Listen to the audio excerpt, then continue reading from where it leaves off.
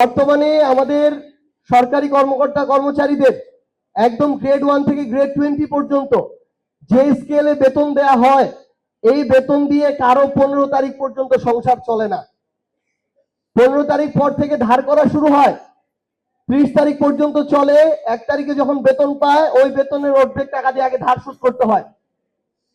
তো সেই জায়গা থেকে আমরা বর্তমান সরকারকে আহ্বান করব, পে স্কেল আপনারা বাস্তবায়ন করছেন এই বলতে বলতে 6 মাস ধরে টালবাহানা করছেন। বর্তমানে আপনাদের সময় এই জ্বালানি তেলের মূল্য 20-25% বৃদ্ধি পেয়ে যেভাবে মানুষের দ্রব্যমূল্যের ঊর্ধ্বগতি এবং জীবনযাত্রা ব্যাহত হচ্ছে, এটা থেকে মানুষকে আপনারা মুক্তি দেন। আমরা আপনাদের কাছে আহ্বান জানাতে চাই যে পে স্কেল খসড়া করা হয়েছে, আগামী মাস থেকে যেন সেই পে স্কেলের বাস্তবায়ন করা হয়।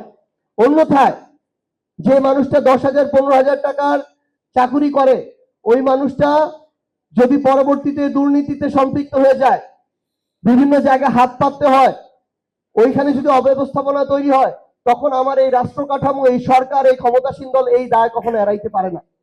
সো আমরা এনসিপির পক্ষ থেকে আহ্বান জানাই যেন অতি দ্রুত সময়ের মধ্য দিয়ে আমাদের এই পে স্কেল বাস্তবায়ন করা হয়।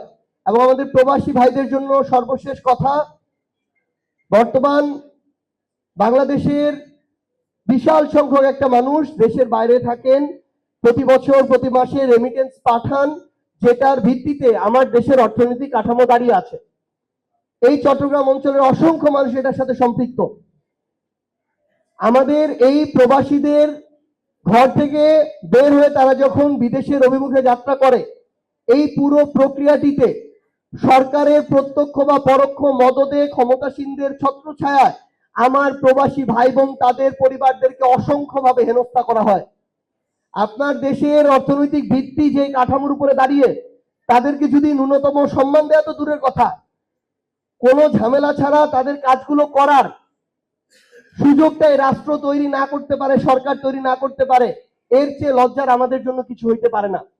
আমরা দেখলাম মালয়েশিয়ায় নাকি কয়েক লক্ষ জনশক্তি নিবে, সেখানে আবার আওয়ামী লীগের সময় যারা ওই সিন্ডিকেটে ছিল তাদের একটা অংশ এবং বর্তমান বিএনপি সরকার একটা অংশ মিলে, দুঃখজনক হলো সত্য, প্রধানমন্ত্রী জনাব তারেক রহমানের এখানে তার সরাসরি সম্পৃক্ততা আমরা শুনতে পাচ্ছি।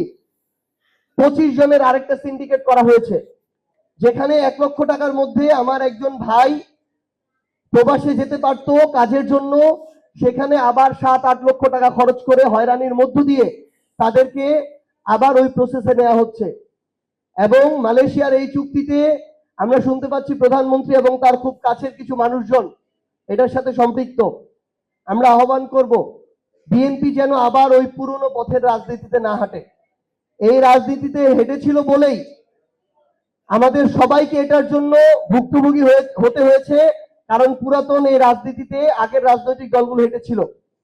আমরা আশা করব বিএনপি যেহেতু 16-17 বছরের সাফারার, তারা আগামীতে ওই একই পথে হাঁটবে না, সেই আশা রেখে আমার কথা এখানেই শেষ করছি। আপনাদের জন্য কোনো প্রশ্ন